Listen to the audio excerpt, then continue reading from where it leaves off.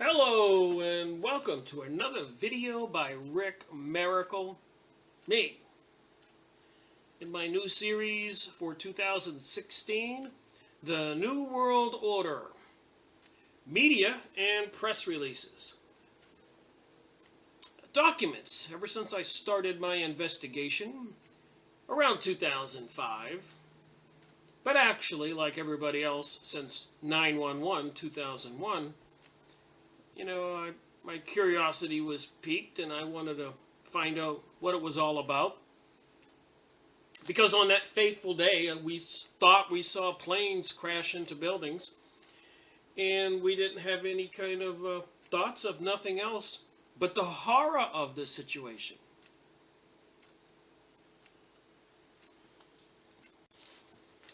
But as events unfolded, and piece by piece, a lot of people became convinced that 9/11 was more than some Arabs from Saudi Arabia.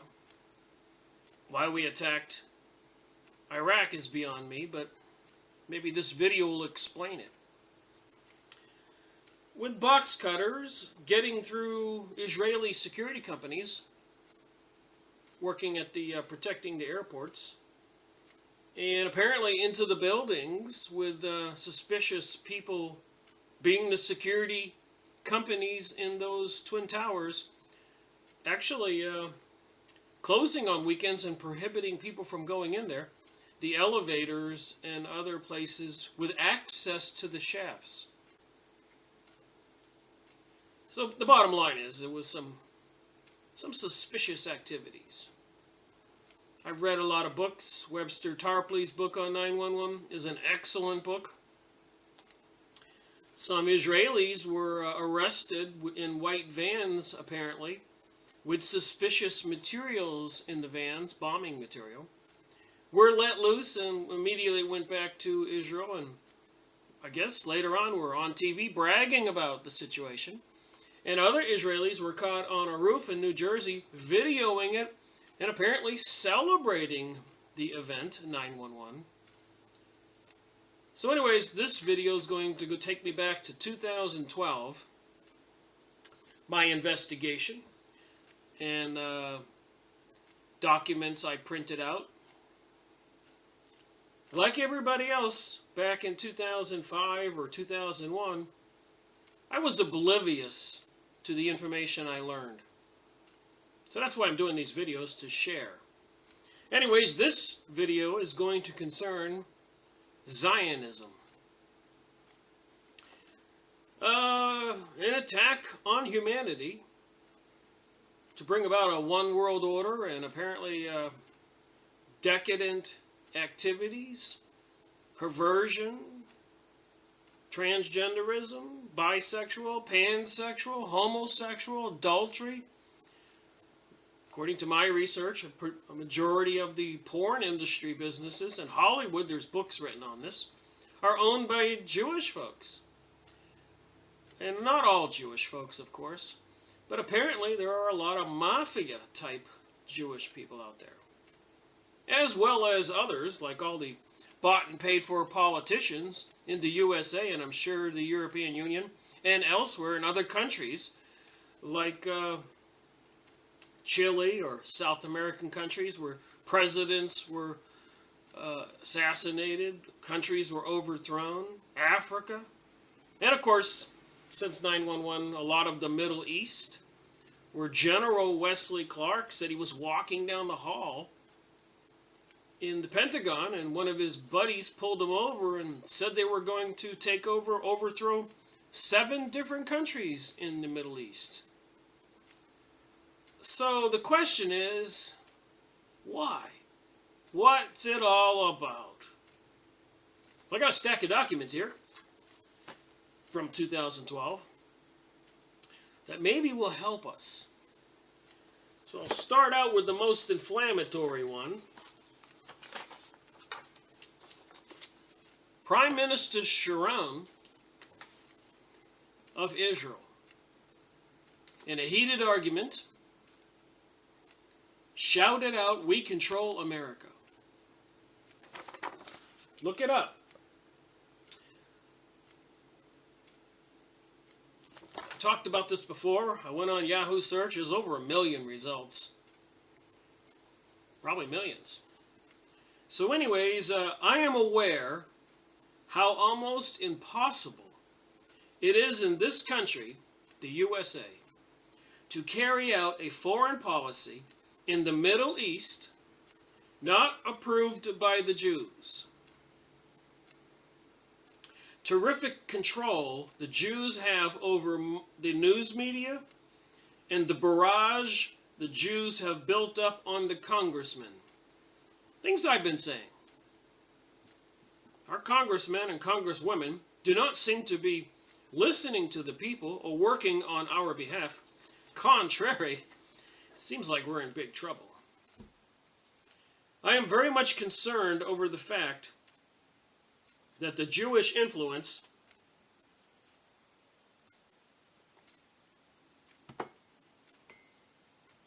here is completely dominating the scene and making it almost impossible to get Congress to do anything the Jews don't approve of.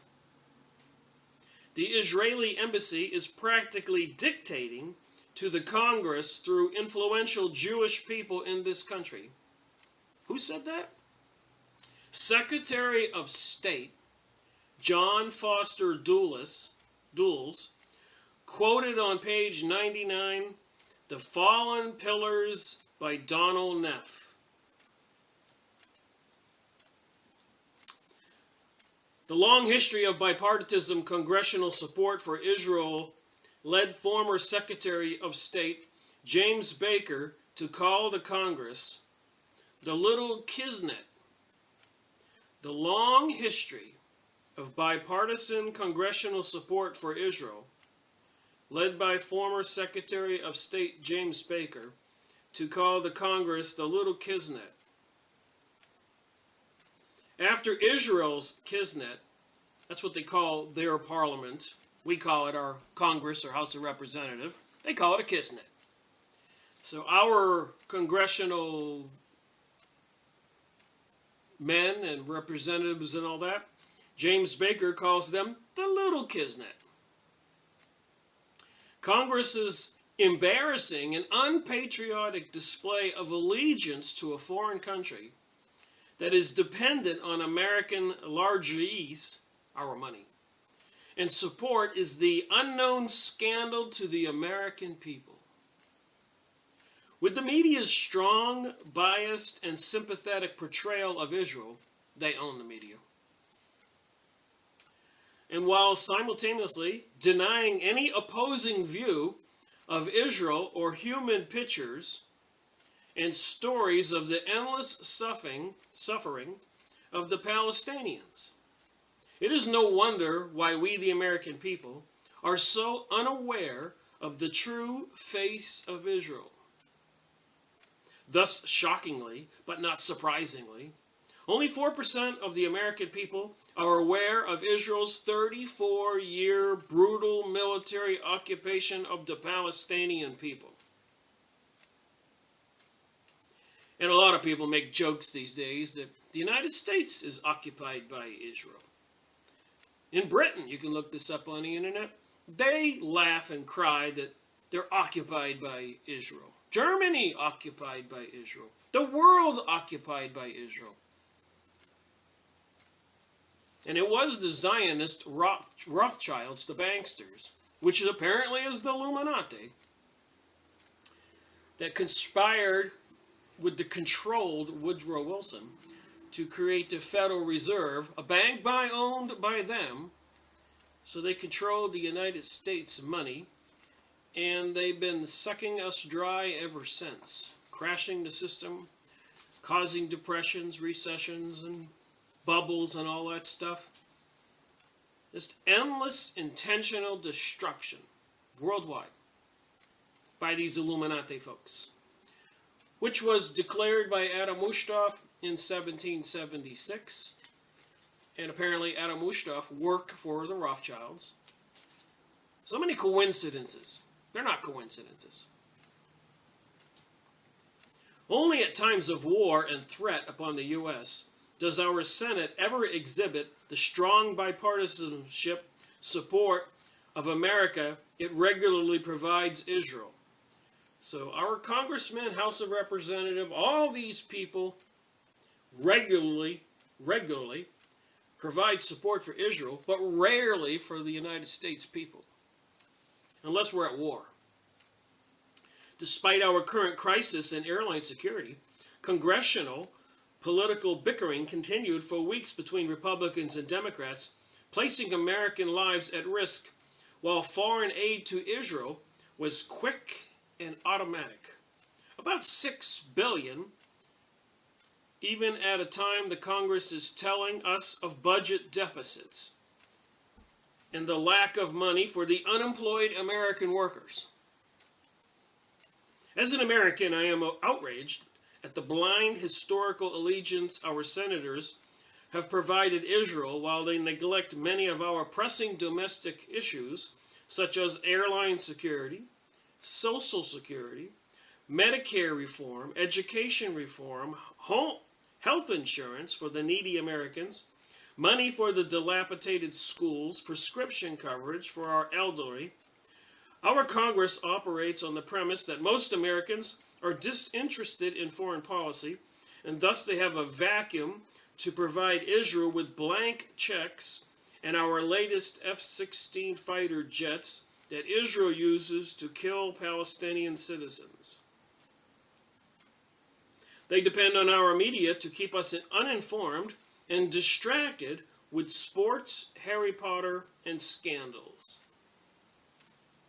During America's war on terrorism, President Bush, Secretary Powell have worked hard to keep a fragile coalition among the 55 Arab and Muslim nations. To do that, they finally listened to British Prime Minister Tony Blair and other European and Arab leaders and re-engaged in the Mideast peace process. Bush has ignored the Israeli-Palestinian conflict since taking office, thus allowing Sharon to reconquer and reinvade Palestinian territories during this intifada that has cost over 800 Palestinian lives and 175 Israeli lives, while hundreds of Palestinian homes demolished. Sharon to Perez, we control America. Look up this document. Look up those key words. See what you find. All right, moving on. There's a lot of information in this document, so I'll try to be brief. The role of the House and Senate in serving Israel, not America. 89 senators urge President Bush not to hamper Israel. November 16, 2001. So just a couple months after September 9/11. According to the New York Times, in an article titled, "Senators Urge Bush Not to Hamper Israel." And I'm only reading my highlighted portions. Go look up the document.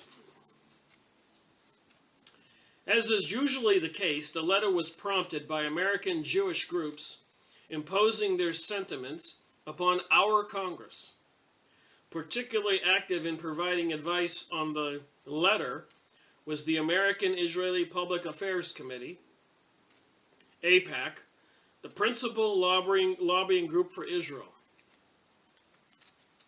So if you want to get elected in the United States, you better appease these people, take their money, millions, and you'll get elected. And if you do not appease them, and I'm sure they visit any serious candidate to see if they will work with them.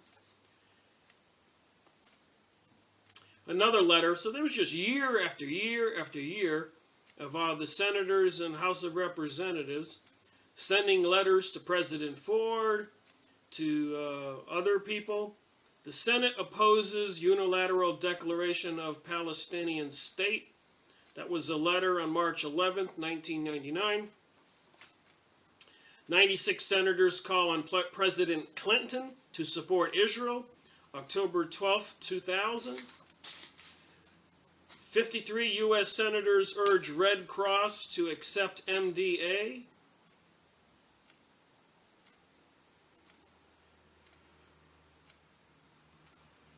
Letters signed by 81 senators asking President Clinton not to pressure Israel.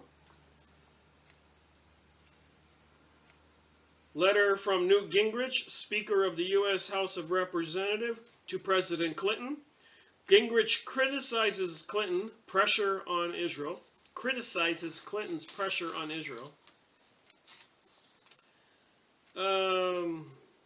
87 senators, 2,209 representatives.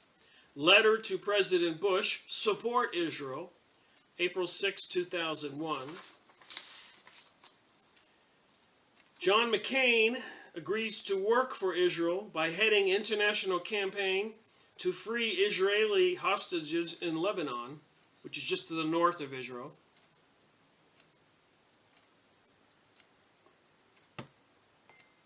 According to the Jerusalem Post, on August 1, 2001, Israeli Knesset Speaker Abraham Berg asked Senator John McCain to head an international campaign to press for the release of 3 Israeli soldiers and a businessman held captive by Hezbollah in Lebanon. Senator McCain agreed. No mention was made of the hundreds of Lebanese held captive by Israel and the over 3,000 Palestinian prisoners in Israel held without charge. Wow. Senator Joseph Biden, D. Delaware, pledges his allegiance to Israel. In June of this year, Joseph Biden, chair of the powerful Foreign Relations Committee, tells the pro-Israeli Council of Foreign Relations that the Israeli-U.S. friendship is not a transitory event, a marriage of convenience, or a short-term alliance. Senator Jesse Helms, Carolina, cares more about Israeli security than former General and Prime Minister Ehud Barak. So apparently, Senator Jesse Helms cares more about Israeli security than even the leader over there in Israel.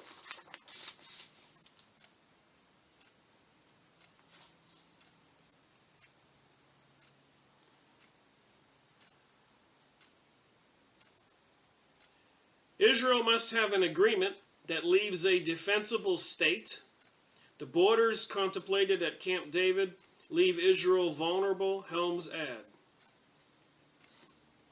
No American citizen, no American organization, no American institution, no American domestic need or policy ever receives the immediate undivided attention of our Congress than the single issue of Jewish versus America than of Israel. Whatever Israel needs, whatever it needs, whatever and whenever, it can count on the Jewish lobby in America, on the Jewish American congressmen and senators, and on the Jewish American appointees in the executive branch, along with the voice of the powerful media to continue the large sucking sound out of our treasury, commerce, and Pentagon towards the only country in the world more condemned and criticized by the world community than any other. Israelis' cynical use of the murder of millions of Jews in the Holocaust and intimidating use of the American Scarlet Letter, A for anti-Semitism, has allowed it to steal land, murder civilians, and create the world's largest suffering Palestinian refugees, all in plain sight of a world silenced by its guilt and by American power. So here I am doing research, and I find documents like this. What am I to believe? You look at the title. Sharon to Perez, We Control America. You got the leader of Israel in his own kisnet during a hearing, and some people in the Israeli government said, we can't keep doing this to the Palestinians. The Americans will stop supporting us. And Sharon Perez says to Perez, "Don't worry about America, we control America. Please look it up and do not believe me." So now we'll go through some more documents and try to find out what that's all about. The World Jewish Congress is an interesting organization. World Jewish Congress. We don't have a World American Congress, do we? Or a Britain World Congress, or a France's World Congress, or Spain's World Congress. But we got a World Jewish Congress. There's a lot more here than meets the eye, I think. Polish plans to disband property restitution. Commissioners ill-conceived and harmful, says WJC, World Jewish Congress. Ronald Lauder, president of the World Jewish Congress and the World Jewish Restitution Organization, has expressed his misgivings at plans by the Polish government to abrogate agreements concluded in the 1990s that created a mechanism to facilitate the return of communal property confiscated by Nazi and later communist decrees. So wait a minute, wasn't the Bolshevik Jewish people who created the communists? But so many of us Americans are so ignorant as to the facts of what's going on in the world. They don't even know who the communists are.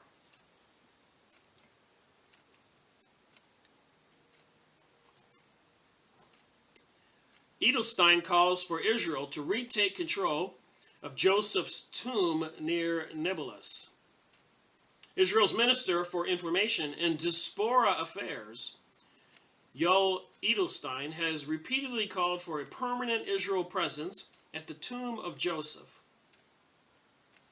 of Jewish patriarch Joseph, near the West Bank, near the city of Nablus, to allow Jewish pilgrims unhindered access to the holy site. Lauder, terrorist plot against Israel diplomats, revealed true face of Iranian regime and proxies. This is 2012.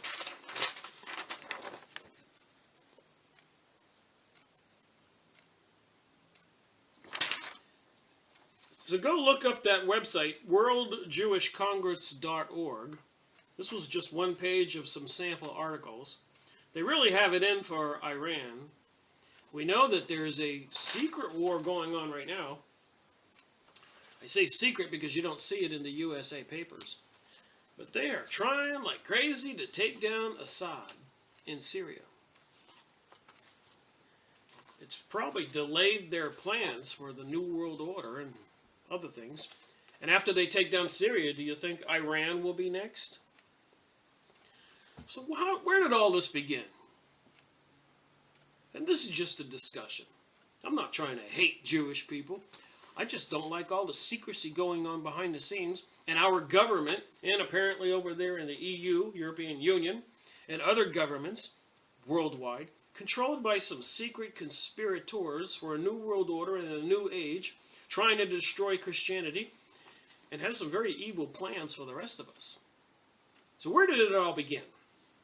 There's something called the Jewish diaspora.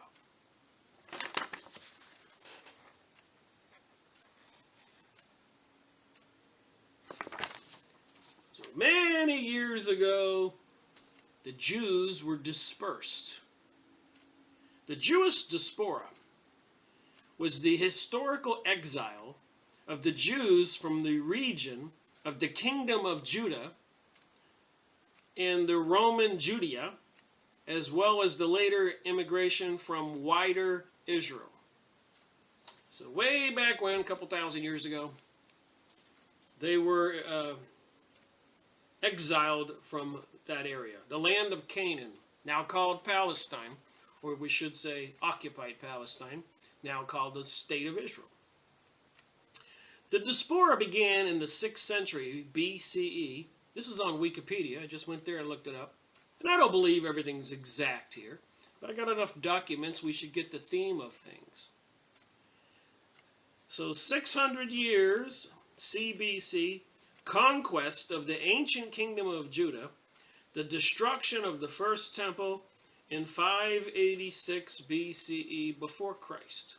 So 586 years before the birth of Jesus. And the expulsion of the population as recorded in the Bible. So that's almost 2,600 years ago. They were expelled. Wow. The Babylonian ruler, Nebuchadnezzar, however you say his name, allowed them to remain in a unified community in Babylon.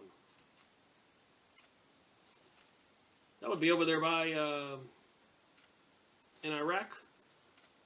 Another group of Jews fled to Egypt, where they settled in the Nile Delta.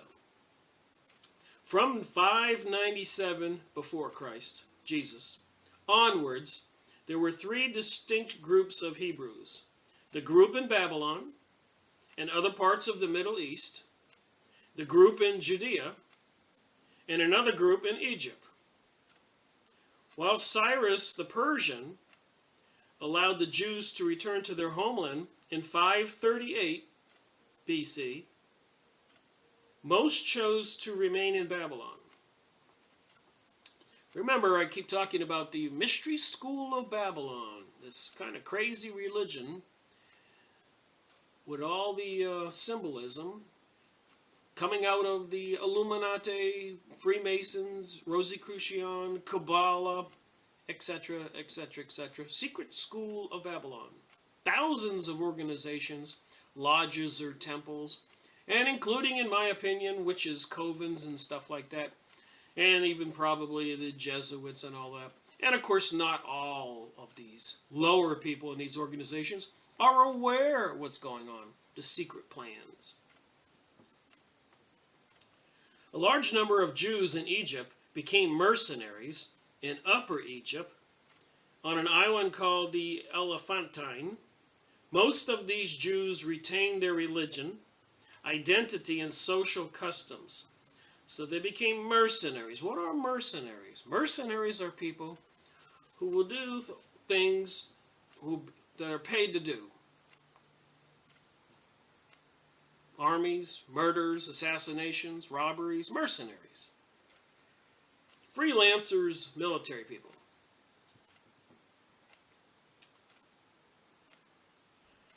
During the Middle Ages, Jews divided into distinct regional groups, which today are generally addressed according to two primary geographical groupings. The Ashkenazi Jews of Northern and Eastern Europe. That would be Russia and Ukraine and surrounding area. And the Sephardic Jews in Iberia, North Africa, so that would be south, and of course the Middle East. Ashkenazi populations grew rapidly from the 16th to the 19th centuries, with the largest diaspora populations in Polish, Lithuania, Commonwealth, and the Russian Empire. Millions of Jews migrated to the Americas in the 20th century. That's the 1900s. In the early 21st century, the largest diaspora populations were in the United States, 5.75 million.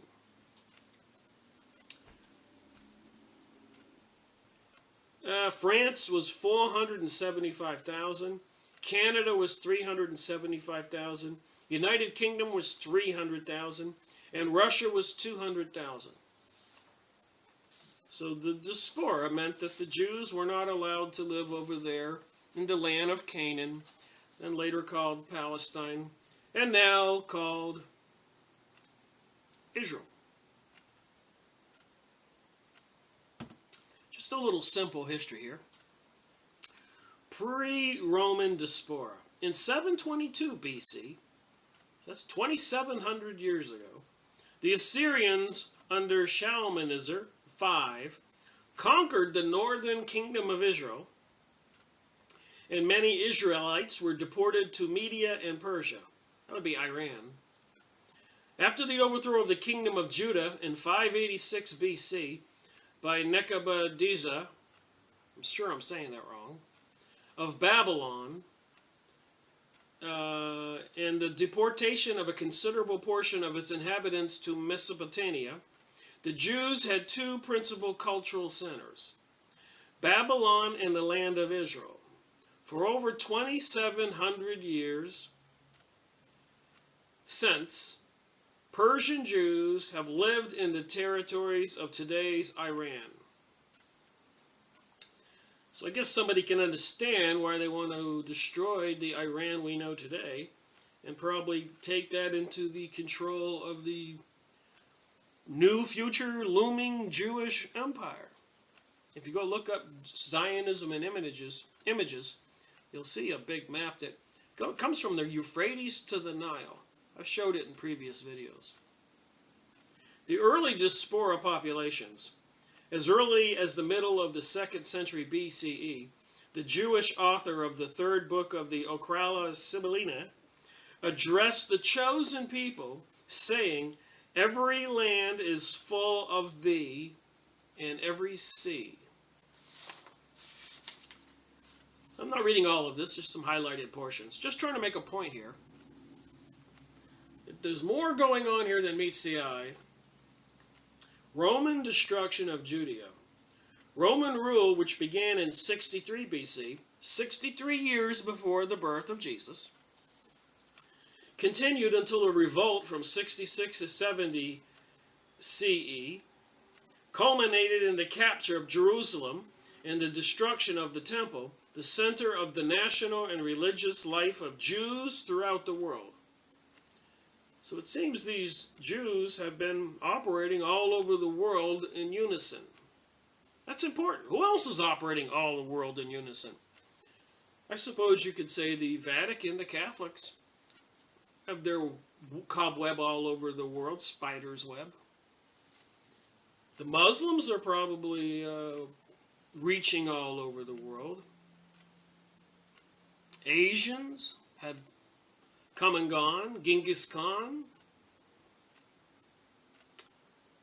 Hitler, the Roman Empire, Alexandria, Napoleon. A lot of stuff that we don't know too much about with the dumbing down of America. The complete destruction of Jerusalem and the settlement of several Greek and Roman colonies in Judea indicated the expressed intention of the Roman government to prevent the political regeneration of the Jewish empire. So the Roman government was trying to prevent the regeneration of the Jewish empire. I wonder why. Nevertheless, 40 years later, the Jews put forth effort to recover their former freedom. With Israel exhausted, they strove to establish commonwealths on the ruins of the Hellenism of Cyrene, Cyprus, Egypt, and Mesopotamia. These efforts, resolute but unwise, were suppressed by the Trajan, 115 to 117 CE. And under the Hadrian, the same faith beheld the attempt of the Jews of Israel to regain their independence, 133 to 135 CE. Jews reduced in numbers, destitute and crushed, lost their preponderance in the Jewish world.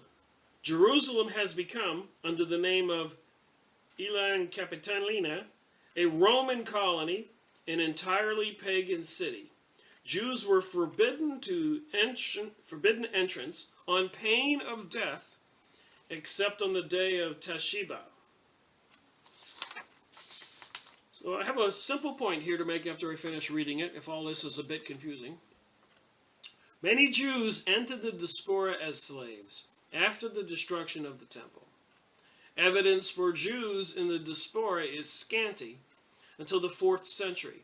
Presumably, many of these slave populations served as the basis of later communities. So we have going on 3,000 years of diaspora, 2,800 years, slavery, and basically in the last 2,000 years, you can look this up, they were banned in 97 different countries after initially welcomed by the host country because they were ran out of some other country. I realize I'm making this rather simplistic, But I'm not trying to make too complicated of a video. So whatever reason that they found themselves unwelcome and enemies who dispersed them, I mean, that's a pretty tough deal, destroyed their temple. We all, today, as we all know, I believe that many of us, we believe we're spiritual beings. And apparently there are a lot of sinister, satanic forces out there. We see that in the movie and TV programming, football halftime shows, Olympic openings, Grammys, and just so much of that stuff on TV and symbolize them throughout the world. There is an intentional effort to destroy Christianity, and there appears to be the Church of Satan and other organizations into the occult and the New Age seems to be thriving. So one has to wonder why these people were run out of all over the world while we have the Prime Minister of Israel saying we control America. Is there some kind of arrogance here? And I've read in other documents that the Jewish people proudly proclaim themselves to be the aristocrats of the world. And through my other research and material, these people, Phoenicians or Jewish people, were the advisors and banksters, money launderers, and procurer of materials for wars for a lot of the leaders all over the world. They had that distinction of their type of business as the brokers.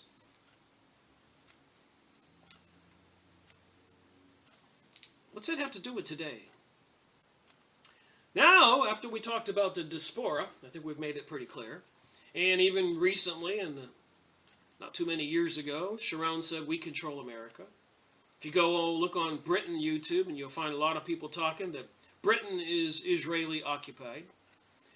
And after World War I, during the Versailles Treaty, the Jews from New York and other places swarmed over there after Germany lost the war and declared for reparations, war damages, money owed, with such an insane amount of money that it crippled the German nation.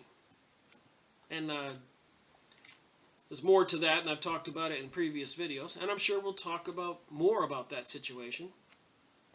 But anyways, during World War I, when Germany was winning, the Jews in New York, and probably elsewhere,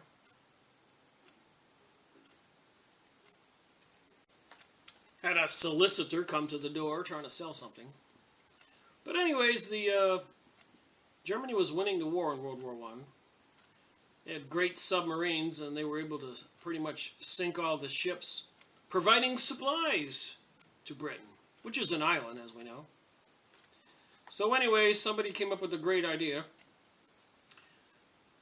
and went to Britain and said, hey, look, we can get you all the money you need, supplies, and bring America into the war. They controlled Woodrow Wilson. If you'll support our annexing the land of the Palestine people so we can create the state of Israel. And it was called the Balfour Agreement. So a lot of conspirator stuff behind the scenes. So anyways, America was favoring Germany. But Woodrow Wilson wanted to support Britain because he was told to. And they said a ferry sunk offshore of Britain containing some Americans, sunk by a German submarine. Later on, after Woodrow Wilson declared war on Germany, it was discovered that the ferry really never sunk. Okay, so we had diaspora. Throughout the ages, 97 or more countries have thrown these Jewish people out because they wore out their welcome for one reason or another. They were the financiers and brokers supplying material for wars, instigators of wars, according to my research, to many countries, and thrown out of 97, maybe 100 countries, over 2,000 years. A little bit of turmoil. I don't think anybody will disagree with that. Over and over and over and over and over and over and over and over and over. And of course, there's the explanation that they're just anti-Semites. They hate us for nothing. They welcomed us, then they wanted to throw us out. And if you've ever taken a young person into your home, or even an adult, trying to help them out, and eventually they do their normal behavior, and you can't wait to throw them out.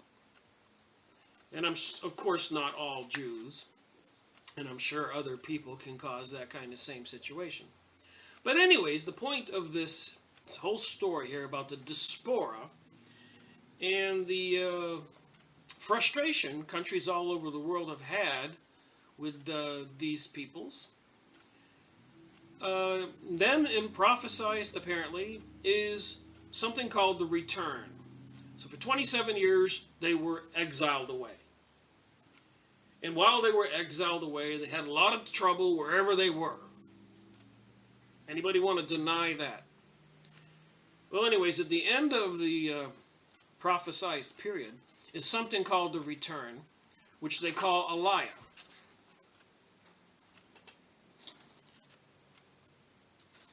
And if you go on jpost.com, an Israeli newspaper, the major one, it has a website in English, and it has a little icon that says Aliyah. And if you click it, you will see pictures of people getting off of planes from all over the world who are returning to Israel. And this has been going on for 100 years now, probably a little longer. And turmoil has been created, and deals have been made with leaders of countries to make things uncomfortable for the Jewish people so they would return, according to my research. So we can say this is a pre-planned event over 100 years. A lot of suffering and turmoil and crashes economically, wars and all that stuff to get these Jewish people to return. Why? What's looming in our future? Aliyah is the immigration of Jews to the land of Israel.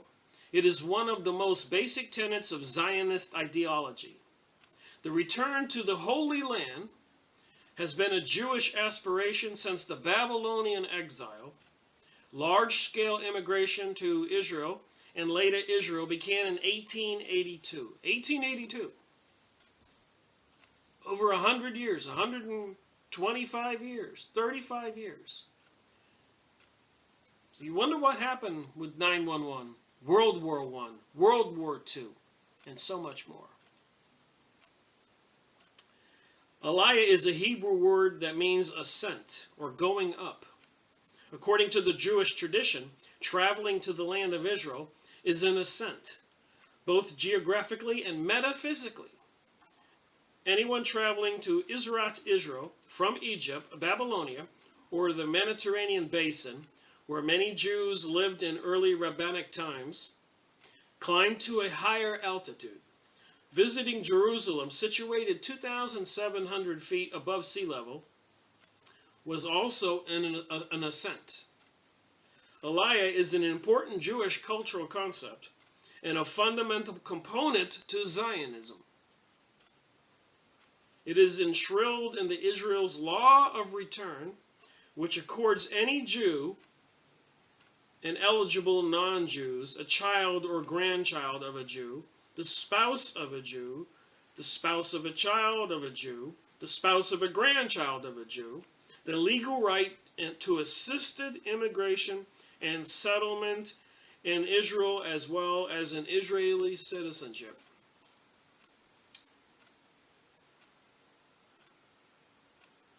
Many religious Jews espouse Aliyah as a return to the Promised Land, regarded as the fulfillment of God's biblical promise to the descendants of the Hebrew patriarchs Abraham, Isaac, and Jacob. Aliyah is included as a commandment by some opinions. So what's concerning to me with all the propaganda and newspapers owned by and book publishing companies owned by these people, a lot of people know the Jews predominantly own the publishing companies, book publishing companies, movie theaters, and a lot of other things, which Henry Ford describes pretty clear in the 1920s, 30s, where they were shipping all of these Russian, Ukrainian area, Poland. They called them Yiddish Jews to New York City. And they were thoroughly arrogant and insulting and focused with support from the hierarchy of the Jewish organizations to take over businesses, liquor establishments, liquor manufacturing, movie theaters, and so much more. There's a plan behind the scenes. The people of the world never see it coming. So a little more history here. 2000 to 500 AD, in the late antiquity, the two hubs of rabbinic learning were Babylonia and the land of Israel. Many Babylonian Jews immigrated to the land of Israel and left their mark on life there as rabbis and leaders. So that last document I just read, I showed you, was Aliyah. Look up Aliyah.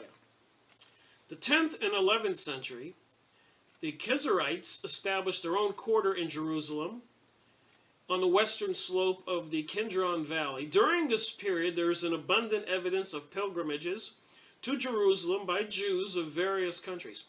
So we can conclude by reading this stuff. It is serious business, this Aliyah thing. And if the Jews don't want to go voluntarily, from my research, troublesome situations are caused in the countries. Incidences of anti-Semitism are created, false flags like we have today with shootings and stuff like that, to get the people to hate the Jews so they will leave. It's all intentional. 1200 to 1882, it's like 600 years here, the number of Jews returning to the land of Israel rose significantly between 13th and 19th centuries, mainly due to the general decline in the status of Jews across Europe and an increase in religious persecution. The expulsion of Jews from England, 1290, France, 1391, Australia, the year 1421, Spain in 1492, were seen by many as a sign of approaching redemption and contributed greatly to the Masonic spirit of the time. Aliyah was also spurred during this period by the resurgence of Messianic fever. The Messiah is coming. But one has to ask, wasn't Jesus they're talking about? Who was it? Who is it? And remember, their favored king of the past was King David, or King Solomon. King Solomon had a magic ring, which he could bring forth demons if you looked that up. So one has to wonder, who is this Masonic entity they want to bring back? It's a good question, isn't it? We should not be humans that just want to be stupid. We need to be humans that want to be intelligent. We non-Jews need to think and read a little bit. But of course, if you read too much and you learn too much, they'll call you an anti-Semite. And if you expose too much, they'll probably send an assassin to kill you. Throughout history. The ingathering of the exiles and the reestablishment of the kingdom of Israel encouraged many who had few other options to make the perilous journey to the land of Israel. So again, I have to ask, in all honesty, why were they having so many problems everywhere they went? I've moved from city to city, to state, and I've never been run out of anywhere. Zionist Aliyah, 1882. In Zionist history, the different waves of Aliyah, beginning with the arrival of the Bium from Russia in 1882, are characterized by date and country of origin of the immigrants. First Aliyah, 1882 to 1903.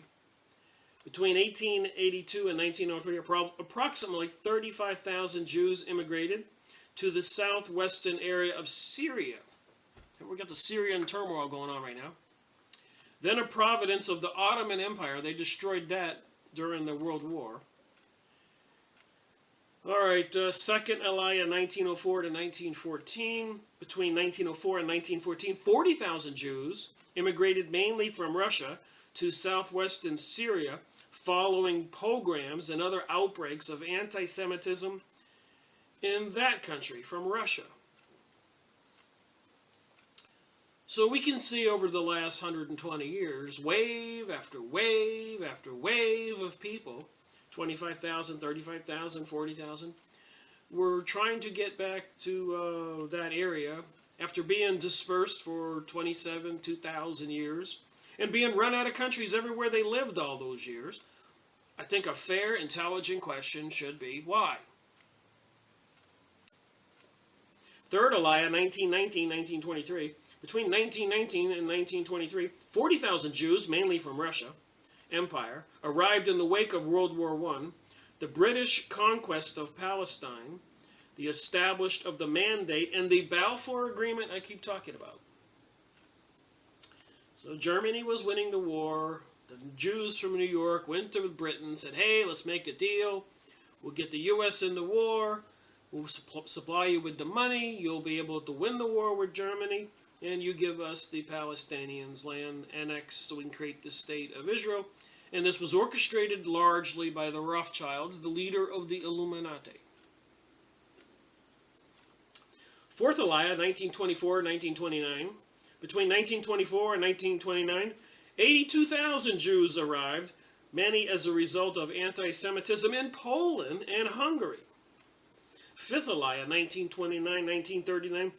Between 1929 and 1939, on the rise of Nazism in Germany, a new wave of 250,000 immigrants arrived.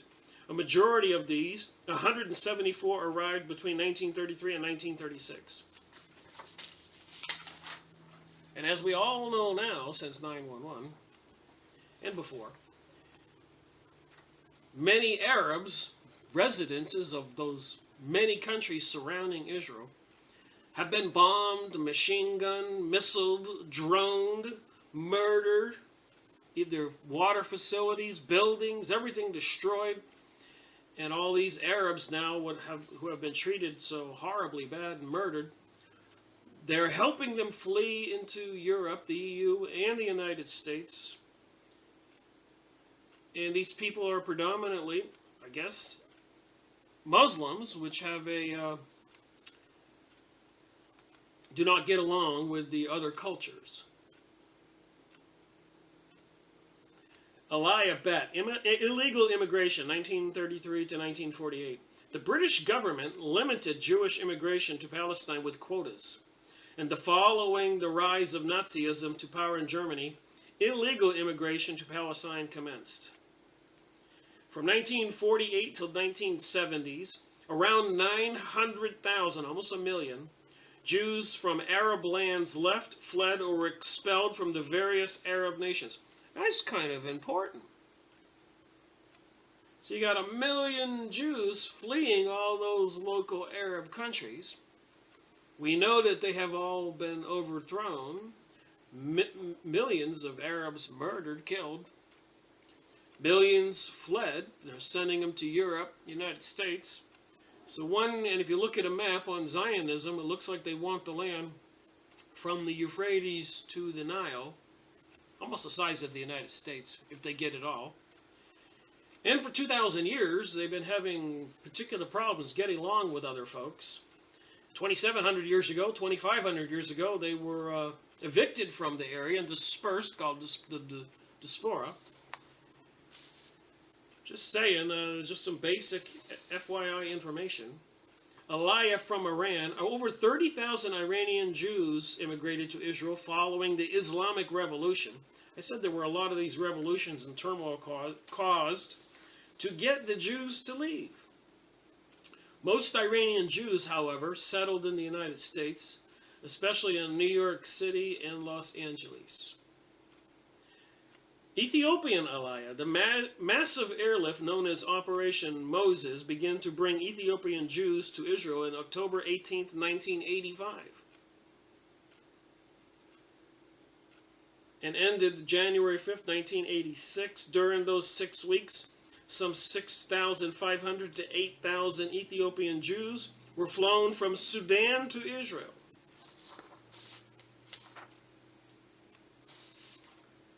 So there's more here, and I read behind. There's got a whole chart here of all the countries and all the years that they have been moving to Israel.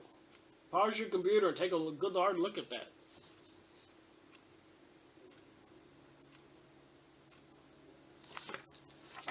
Iran, Afghanistan, India, Pakistan, Turkey, Israel, Lebanon. Wow. China, Iraq, Yemen, others, Soviet Union, Algeria, Ethiopia, Southern Africa, Libya, Egypt, Morocco, Tunisia, and others. From 2010 back to 1882.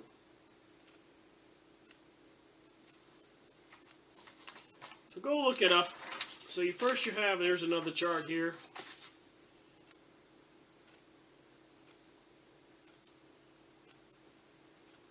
I guess a chart of all the people that have left different countries in the different years and have gone to Israel.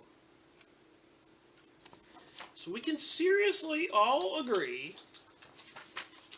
that there is an Aliyah program going on, and they even have to be forced out of some countries. Traumatic situations are created.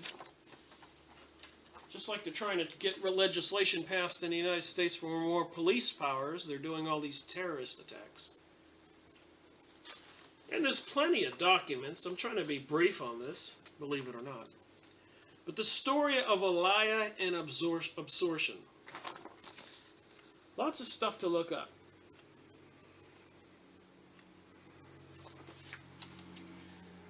The first Aliyah followed pogroms in Russia from 1881 to 1882, with most of the Olam immigrants coming from Eastern Europe. A small number also arrived from Yemen. Members of the Habit Zion and Bili, two early Zionist movements that were the mainstays of the first Aliyah, defined their goal as the political, national, and spiritual resurrection of the Jewish people in Palestine. So this is pretty serious business. Back in 1881 and 1882, the first Aliyah defined their goals as the political, national, and spiritual resurrection of the Jewish people in America, in Israel, Palestine.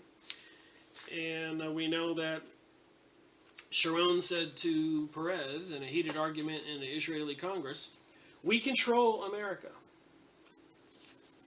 And we know that our treasury, controlled by the Rothschilds, the Zionist Jewish folks, have been taking probably, $6 billion, according to this documentation, every year to support this, and probably a whole lot more.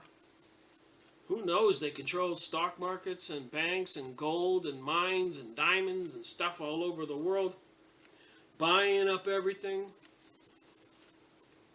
It doesn't look good for our future unless we wake up.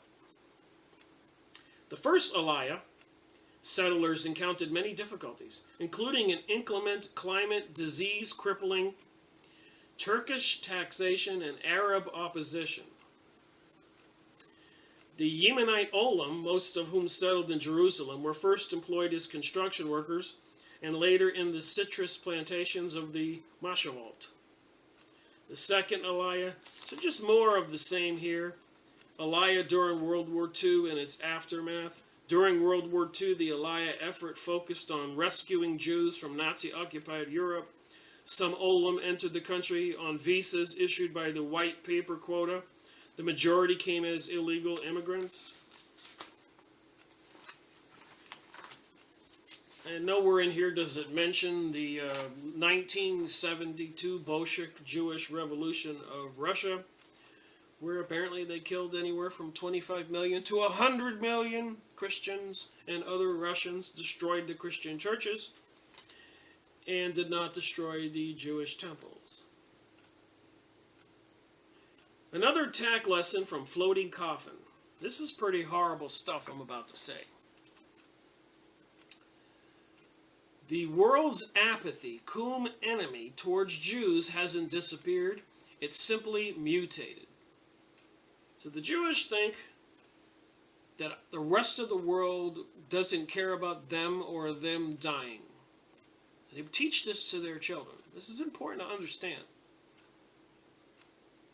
So apparently, exactly 70 years ago, according to this document, on February 24th, 1942, 19-year-old David Stolar terrifyingly clung to the bobbing debris in the Black Sea. At first he heard screams in the frigid waters, but the voices died down. It eventually emerged that Stolar was the sole survivor of the Struma, an unseaworthy vessel full of frantic Jewish refugees.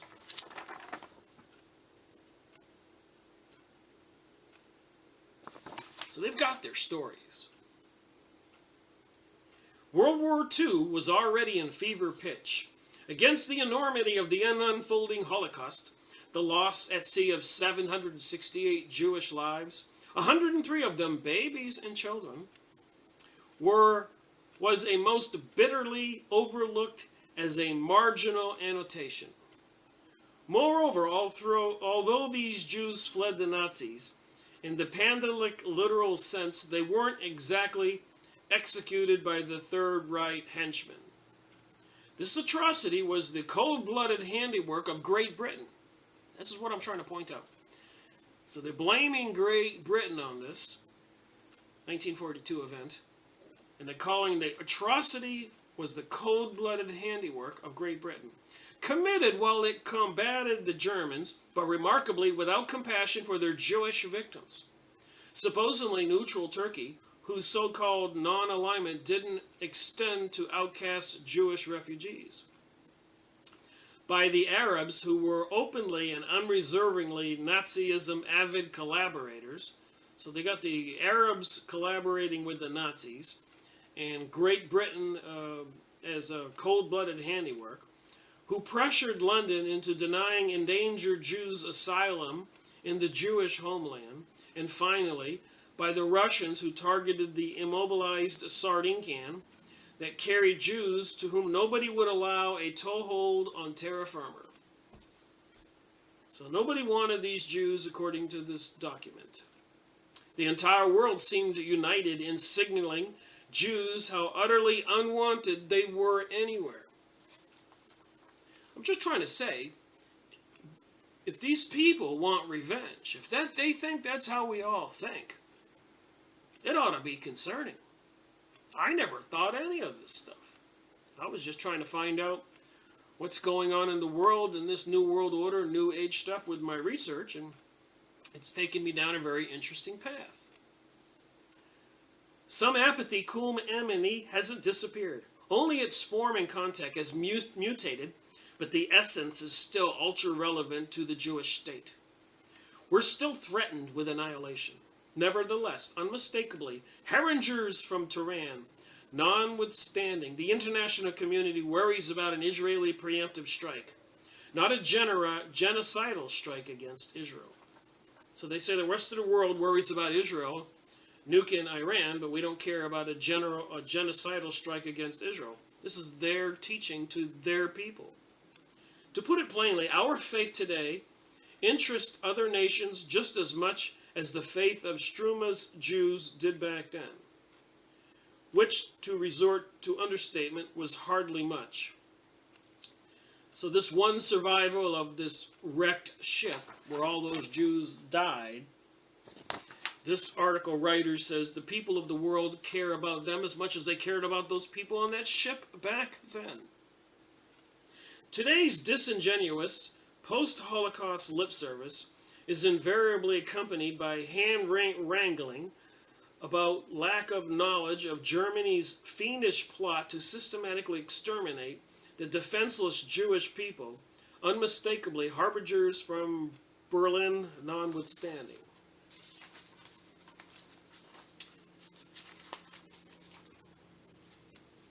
Meanwhile, back at the ranch, Sharon to Perez in the Jewish Congress says, We control America. Apparently, these people do have a chip on their shoulder, and they're blaming the world's people for all their problems. And I didn't do anything. I wouldn't tolerate any anti-anybody conversation most of my life. Whether it's Jewish people, black people, gay people. But when organizations spring up and try forcing different things on us or doing things behind the scenes, or Sharon saying they control America, or the United Nations behind the gay agenda, and people trying to stir up trouble between black and white people, I pay attention. We, world people, I don't care where you're from, we need to start using our brains and stop this nonsense. Why are they forcing all those Arabs to leave the Middle East? For their lives. Flee for your lives. You'll be machine gunned or droned or plagued with diseases, Ebola, whatever. So they're dumping them all into communities in the Europe, EU, Greece, United States, causing more chaos and anarchy. So there's a comment here by one guy. It is getting close to the time of God's vengeance of the nations. All of the events that are predicted in the Bible leading to the destruction of God's enemies are rapidly taking place before our eyes. It's been a long, dark night, but dawn is breaking. The legions of Satan, led by the kings and rulers of the world, are terrified that the Jews are being gathered from their long, degrading exile, because they know deep in their hearts what Israel's restoration is the first sign that God is back with his people and that he will wage war. But how many people know this stuff? Think about this stuff. Believe it's real. Another commenter here. Great column. But I have a mild criticism. Why should non-Jews care if most diaspora Jews don't care? Heck, American Jews have developed a cottage industry out of demonizing and defaming Israel. And others could simply care less about Israel. All kinds of attitudes and people's thoughts out there. Moving on. It would not hurt the Commonwealth of Struma, would not hurt to commemorate the Struda at every anniversary of its sinking. That would be that ship that sank.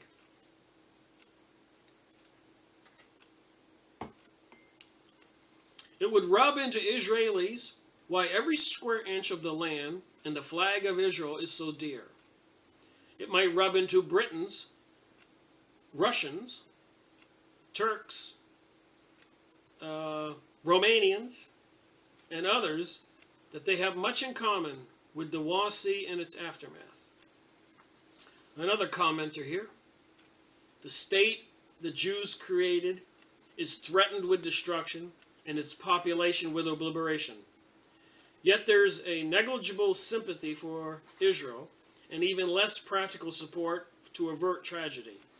The Shuma's story, that guy who survived the shipwreck, is seminally in understanding why the Holocaust was possible and why a second Holocaust cannot be ruled out.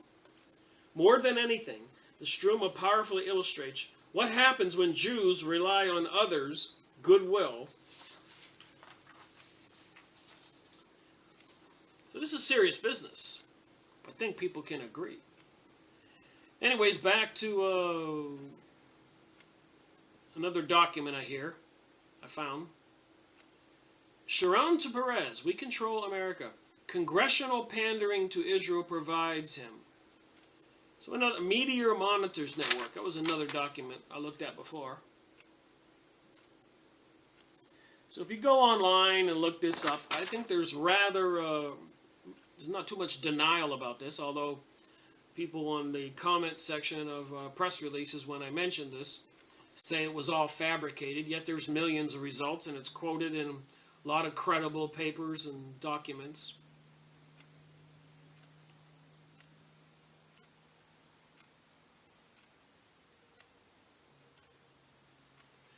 October 3rd, 2001, IAP News reported that according to Israeli radio, in Hebrew, Ko Yisrael, an acrimonious argument erupted during the Israeli cabinet weekly session last week between Israeli Prime Minister Ariel Sharon and his foreign minister Simon Peres. Peres warned Sharon that refusing to heed incessant American requests for a ceasefire with the Palestinians would endanger Israelis' interests and turn the U.S. against us. Sharon reportedly yelled at Peres, saying, "Don't worry about American pressure. We, the Jewish people, control America." I don't know about you, but are you going to believe him and believe what all those letters I went over earlier that I'll go over again? I haven't gone over too many. That the congressmen and senators and all that have been urging our leaders and presidents, support Israel, support Israel, support Israel, with the Israeli PACs bribing, controlling the politicians. That's how they got in office, controlling our Federal Reserve, the money. It's concerning things. The United States should be controlled by the United States people who elect their duly elected officials, senators and representatives, etc., etc. The Israeli control the policy in the Congress and the Senate. Senator Fulbright, chair of Senate Foreign Relations Committee, 10/7/1973, on CBS Face the Nation. "I am aware how almost impossible it is in this country to carry out a foreign policy in the Middle East not approved above by the Jews, terrific control the Jews have over the news media, and the barrage the Jews have built up on congressmen. I am very much concerned over the fact that the Jewish influence here is completely dominating the scene and making it almost impossible to get Congress to do anything they don't approve of. The Israeli embassy is practically dictating to the Congress through influential Jewish people in the country." Secretary John Foster Dulles, quoted on page 99 of The Fallen Pillars by Donald Neff. The long history of bipartisan congressional support for Israel led former Secretary James Baker to call Congress the Little Kisnet after Israel's Kisnet Parliament in Jerusalem. So there's repeats on these documents, and it's got a long list of all these letters sent to the president in support of Israel by our congressmen over the last 40, 50 years. U.S. Congress endorses Balfour Declaration, 1921, 1922. So if anybody doesn't believe that exists, look it up. There it is. That the United States of America favors the establishment in Palestine of a national homeland for the Jewish people, it being clearly understood that nothing shall be done which will prejudice the civil and religious rights of Christian and all other non-Jewish communities in Palestine, and that the holy places and religious buildings and sites in Palestine shall be adequately protected. We know none of this is going on. Letter to President Ford by 71 senators concerning reassessment. December 9th, 1974. This has been going on a while. The world has been in turmoil, in chaos and anarchy for a long time. A lot of activities have taken place to sway public opinion. A lot of economic destruction. Alan Greenspan, an Israeli person, was in control of the Federal Reserve. He even said before Congress they were running a program called economic destruction. Please look it up. Don't believe me. And say to yourself, wait a minute, if they're running a program called economic destruction in the United States, these complete people control the money, the banks, the wealth of the world, and they're on the inside. They can crash the stock market and then let it go back up again after they bought all the shares of stocks on pennies on the dollar. And nobody's saying there isn't a new world order coming or a new age. Matter of fact, our presidents and the Pope and everybody else, Kissinger, says there's a new world order coming. And if you read the Talmud and other documents, Protocols of Zion, the report from Iron Mountain, They don't have good plans for us. So, letter to President Ford in 1974. Dear Mr. President, I'm writing you about a recent developments in the Middle East. We wish to reaffirm the commitment to the survival and integrity of the State of Israel that has been the bipartisan basis of American policy over 26 years and under 5 administrations. Well, we know what Sharon said.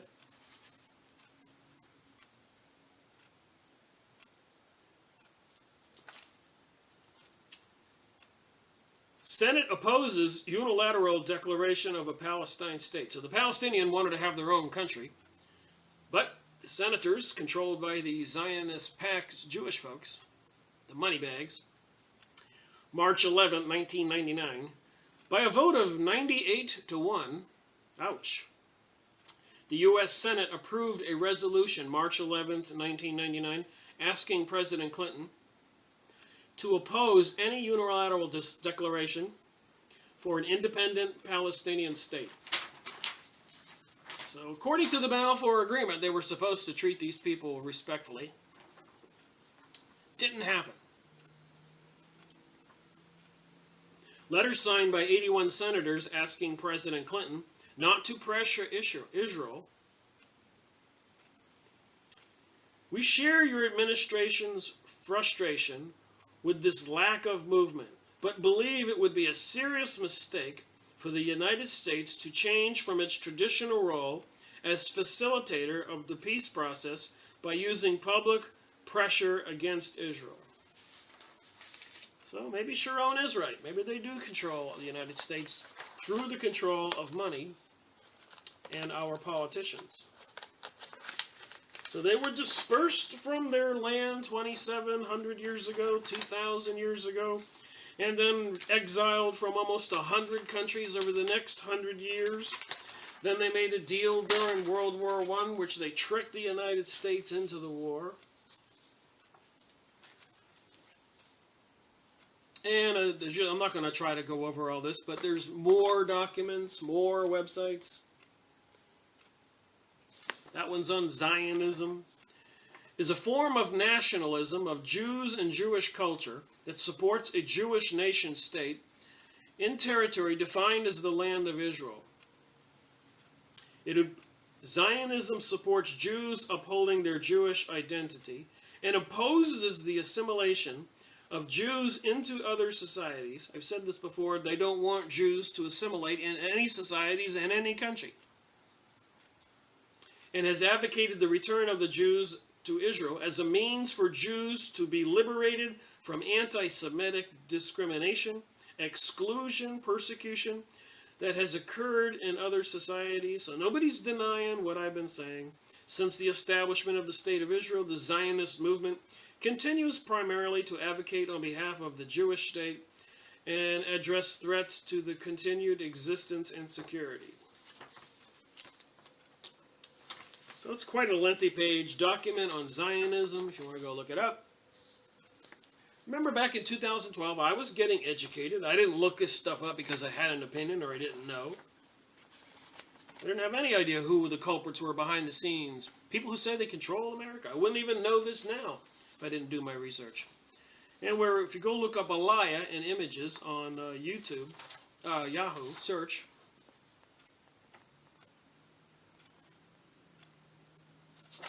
you will find some very interesting photos. Many of the non-Zionist Jewish folks are opposed to this whole thing.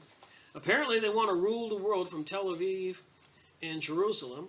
They've manipulated and controlled the American treasury, probably many of the other world's treasuries. They've amassed control over a lot of factories, lands, mines, resources all over the world. They were thrown out of countries for thousands of years. And one can only begin to wonder what will happen when they do gain control. Aliyah is an important Jewish cultural concept and a fundamental component to Zionism. It is enshrined in Israelis' law of return. This is Wikipedia.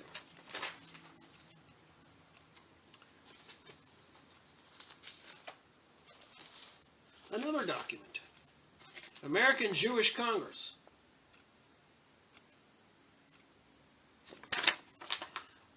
Organization founded in 1917 to secure Jewish civil, political, and religious rights in Central and Eastern Europe and in Palestine. The American Jewish Congress, AJC, is the second Jewish defense organization established in the United States. It was founded during World War I in order to fight anti-Semitism and to help find a solution to the problems facing Jews in Europe. Responding to the plight of millions of Jews caught in war-torn zones, suffering from anti-Semitic outbreaks during World War I, proponents of the idea in a Congress sought to create a democratic institution that could represent the views and the will of American Jewry. So from my evidence, from my research, a lot of these wars and the plight of the Jews was instigated to get them to move, to motivate them to move. They were doing quite nicely in Germany and elsewhere. In 1918, for the first and only time, some 330,000 Jews throughout the United States elected delegates to an American Jewish Congress. The AJC sent a delegation from the Paris Peace Congress. In 1922, however, proponents of the Congress idea formed a second American Jewish Congress, which was to become a permanent body within the organized Jewish community. But like its predecessor, the new AJC continued to seek support for its positions more through mass appeals and public protests than through the quiet intervention of well-connected individuals. Since the Holocaust, the U.S. Jewish community and the State of Israel have constituted the main centers of the Jewish people. It continues to fight anti-Semitism throughout the world and to support liberal causes in the United States and Israel. Liberal causes. That would be the New Age religion, destruction of Christianity, and of course the gay agenda. Agenda 21, they control the United Nations from my research.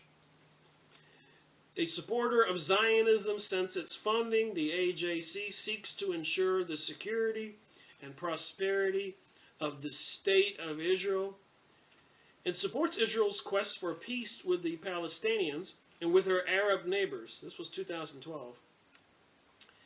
So we can say that there's no peace going on over there now. Another document, Jewish racism.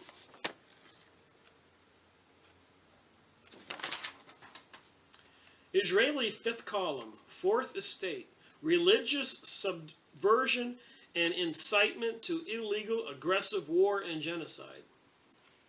Oh my gosh. www.jewishracism.com. Remember, this is a conversation. People need to look into this stuff. Our future may depend on people waking up.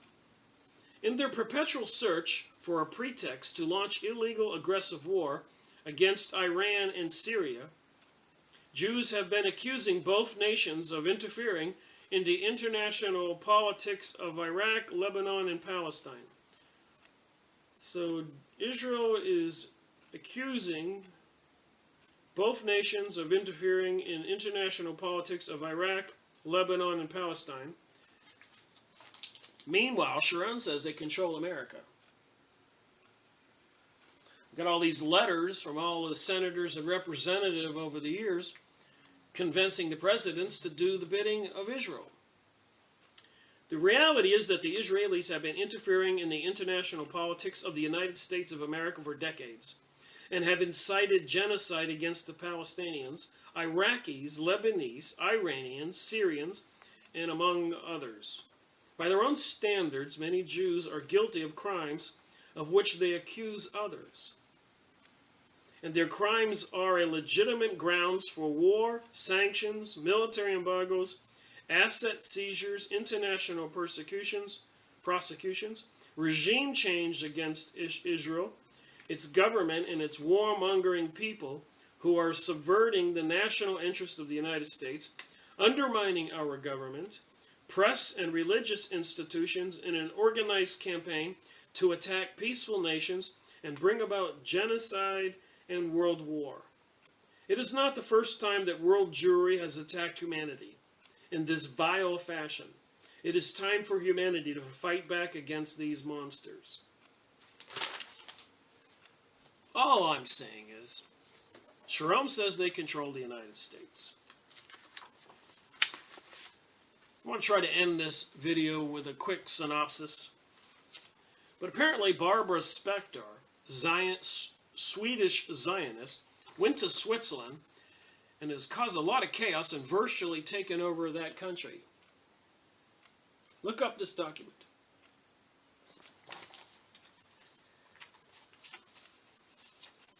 I'm not going to do it justice, but I wish I could read all this. But they're forcing slavery on the Swedes, and the Swedes are afraid to speak up in Switzerland. Look it up. Iraq War launched to protect Israel. So the real reason for the Iraq War, according to this document, and 9/11 obviously to attack all the Middle East countries, but Iraq War launched to protect Israel, Bush advisor. So apparently IPS uncovered the remarks by Philip Ziko, who is now the executive director of a body set up to investigate the terrorist attacks on the United States in September 2001, 9/11 Commission, in which he suggests a prime motive for the invasion just over a year ago was to eliminate a threat to Israel, a staunch ally of the Middle East, U.S. ally. So they attacked Iraq to neutralize it, and we know they've been killing millions of people and running them out of the country, and it neighbors Israel, so use your brain and figure that out.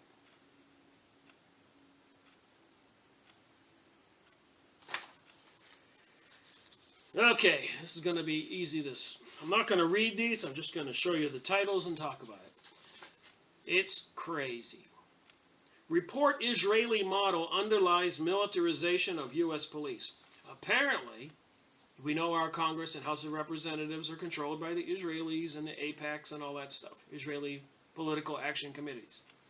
But apparently, the extreme militarization of American police forces has brought to public attention by the tactics employed against Occupy protesters, which often appear more appropriate to counterterrorism operations than to the control of nonviolent protest. They're sending Israeli police officers over here to the United States to train our police officers on how to treat us like we're terrorists. This ruthless suppression of dissent should be Israelification. In an article that begins with examples of American police training along Israeli security forces, having been schooled in Israeli tactics, perfected during the 63-year experience of controlling, dispossessing, and occupying an indigenous people. So all that experience that the Israelis have of occupying the Palestine country, killing them off and controlling them and everything else, they're coming to the United States and teaching our police departments. Please go look it up.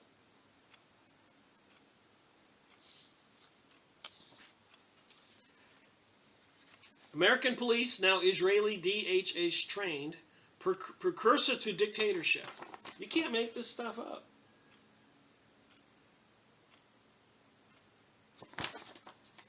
Slowly, every police department in the United States, at the behest of the Department of Homeland Security, is being trained by Israeli groups. As part of this training, there is an increased move to use military uniforms, armored vehicles, heavy weapons, illegal surveillance, lying to the people, press in courts, and systematic interference with the electoral system, electoral system. They are becoming Israeli. The door to this foreign influence in America was thrown open by the Department of Homeland Security, in particular Michael Chertoff, an Israeli citizen who was in particular most instrumental as a former director of DHS in implementing policies challenged as unconstitutional policies of the new Israeli-trained American police. There's just too much here. You need to go look it up. American police, now Israeli DH trained. As part of this training, there is an increased move to use military uniforms, heavy weapons, illegal surveillance.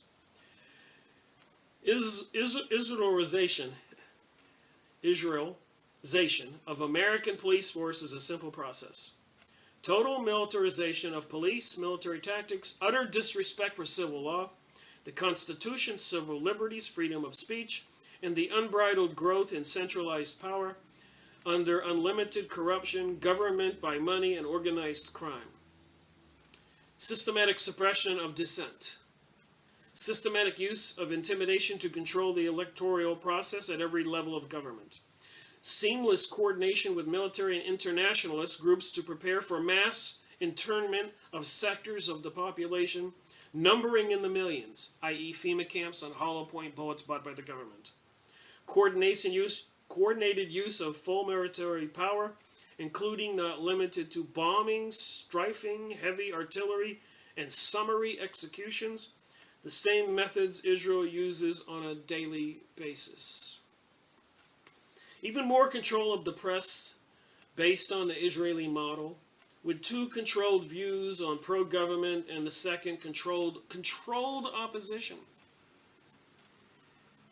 It is absolutely necessary to differentiate between Israeli companies and those working tied to quasi-governmental organized crime in America.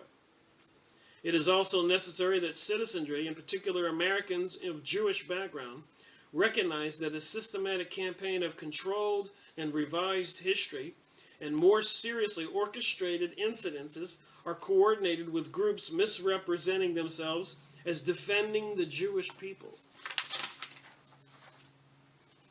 These groups, several come to mind, who are actually Israeli psyops, groups are actually work on an active basis with terrorists. What are we saying? I'll sum it up, I won't read all this.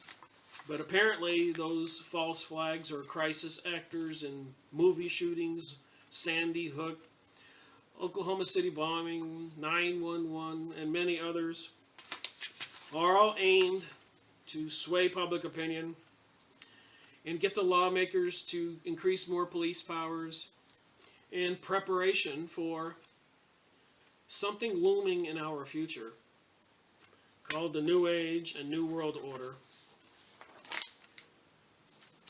And there are many Zionist, anti-Zionist rabbis fighting this. If you go look up Zionism and images, you will see that. But anti-Zionist rabbis pray at Lebanese synagogue. Prayers were held for the first time in decades Monday at a synagogue in Sidon, Lebanon, as American anti-Zionist rabbis visited the site 30 years after the city's last Jews left. So there are many Jewish people who are against this Zionist program and probably against Israeli experts in controlling the Palestinian people, police forces, killing them, enslaving them, destroying them, coming over here to the United States, training our police officers and government officials on how to subdue us, incarcerate us, and even kill people who are opposition. So there are Jews against this, saying what I'm saying, and that's where I learned stuff.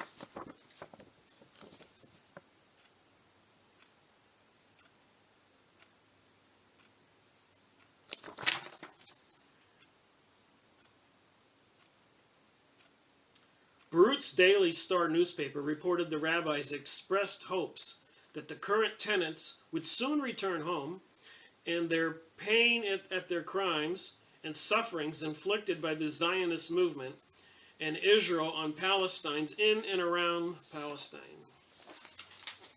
A couple comments here from people, and I'll end this video. There is an old adage that says, "The friend of my enemy is my enemy." These people may well be Jews, they may well be rabbis. These are the anti-Zionist Jews this commenter is talking about.